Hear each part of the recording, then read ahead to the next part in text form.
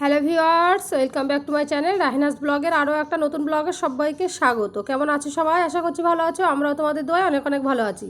তো ভিডিও শুরুতে বলে দেবো, চ্যানেলে যারা নতুন অবশ্যই চ্যানেলটাকে সাবস্ক্রাইব করে নেবে, আর ফেসবুক পেজ থেকে যদি দেখে থাকো পেজটাকে সবাই ফলো করে পাশে থাকবে। তো বুঝতেই পারছো আজকের ব্লগটা আমি রান্নাঘর থেকেই শুরু করেছি। আর বাড়ির পাশে তো একজন সে মারা গিয়েছিল, তো সকালবেলা উঠেছি যখন দেখি গাড়ি টাড়ি সব শব্দ হচ্ছে, কারণ ওই যে ডেড বডি নিয়ে এসেছিলো ফ্রিজে করে, সেটাই তোমার কি বলে নিয়ে চলে যাচ্ছে, মানে ফ্রিজটা। তো আমি ভাবছি যে সকালবেলা চলে গেল নিয়ে, আমি দেখতে পারলাম না। তো দেখছি না, মানুষজন আসা যাওয়া করছে আর ফ্রিজটা নিয়ে যাচ্ছে, আর ওদের যে মানে কফিন থাকে সেই কফিনে সব রেডি করে রেখে তারপরে ফ্রিজ নিয়ে চলে যাচ্ছে।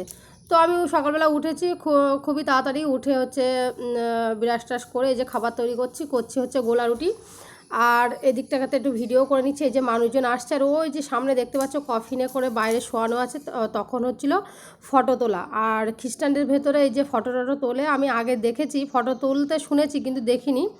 তো এই দিকটাতে এই যে আমি একটু দেখাচ্ছি, দেখো এটা এইভাবেই ভিডিও করেছিলাম, সেটাই তোমাদের সাথে একটু শেয়ার করছি। দেখো, তো এই যে ওই যে নিয়ে যাবে ওদের গির্জার থেকে গাড়ি এসছে বডি নিয়ে যাওয়ার জন্যে গির্জা পর্যন্ত।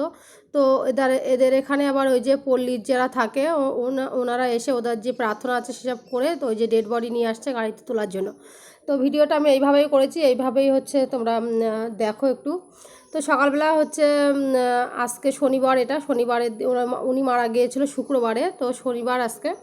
তো আজকে নিয়ে যাচ্ছে, কারণ ওনার ছেলে বাড়ি ছিল না, ছেলে ছিল বাইরে, বাড়ি এসছে কালকে রাতে, মানে যেদিন মারা গেছে সেদিনকে রাতেই বাড়ি এসছে, দুবাই থাকে উনি।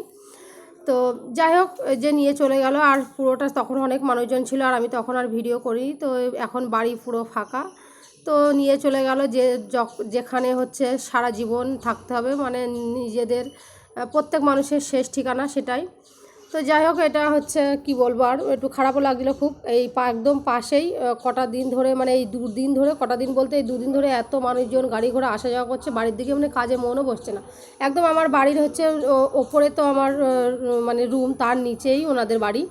তো সেখান থেকে একভাবে দেখছিলাম, আমার খারাপ লাগছিলো। আর মেয়েকে নিয়ে এসেছি পড়তে, মেয়ে চলে গেল পড়তে, আমি বাড়ি এসে ভাত বসিয়ে দিয়েছি। আর এই পাশে রান্না হবে লাউ আর মানে ডাল ঘন্ট। তো মুসুর ডাল অল্প করে, আর তোমার মুগ ডাল একসঙ্গে করে দিয়ে আমি একটু নুন হলুদ আর ঝাল চিড়ে করেছি, তোমার কি বলে প্রেশার কুকারে সিটি দিয়ে নিয়েছি। আর এই পাশে রান্না করব ফুলকপি, দোকান থেকে আসার সময় ফুলকপি নিয়ে এসেছিলাম মেয়েকে দিয়ে আসার সময়। তো আমি রান্না করব ডিম, আজকে ডিম ভেজে মানে ফুলকপির তরকারির ভিতরে দেব। তাই দুটো ডিম আমি পেঁয়াজ আর ঝাল দিয়ে ভালো করে ফাটিয়ে নিয়েছি, নিয়ে এখন এই যে ভেজে তুলে নেব। আর এর আগে কি করেছি বলো তো, তোমার কি বলে সবজিটা ভালো করে ধুয়ে রেখেছিলাম, এখন ওই যে নুন আর হলুদ দিয়ে একটু ভেজে নেব আলু আর ফুলকপি। আমি আলু ফুলকপি রান্না করলে একটু ভেজেই নিই আগে নুন হলুদ দিয়ে। তো সেই যে ডালটা সিদ্ধ করে রেখেছিলাম সেটা এখন একটু জিরে, তারপরে একটু পেঁয়াজ রসুন আর শুকনো ঝাল দিয়ে একসঙ্গে করে ফোড়ন দিয়ে নিয়েছি এই যে। আর টমেটো দিয়েছিলাম দুটো, মানে যখন সিদ্ধ করছিলাম তখন টমেটো দিতেও খেয়াল ছিল না, তাই টমেটোটা সঙ্গে দিয়ে নিলাম।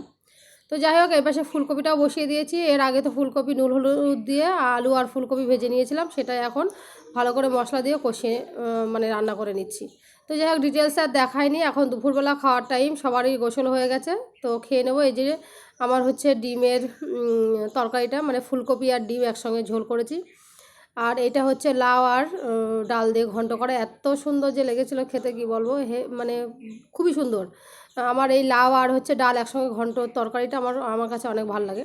তোমরা লাউ আর মানে ডালের কি বলো, আমরা তো ঘন্ট বলি। যাই হোক, তো এটা সন্ধ্যাবেলা আজকে ঘুমিয়েছি, আর একদম উঠেছি কটা বাজে তখন, সাড়ে ছটা পৌনে সাতটা, মানে বিকালে মেয়ের পড়া ছিল না, নিশ্চিন্তে ঘুমিয়েছি। বাইরেও একটু বৃষ্টি হচ্ছিল, তো ঘুম থেকে উঠে যে চা করেছি।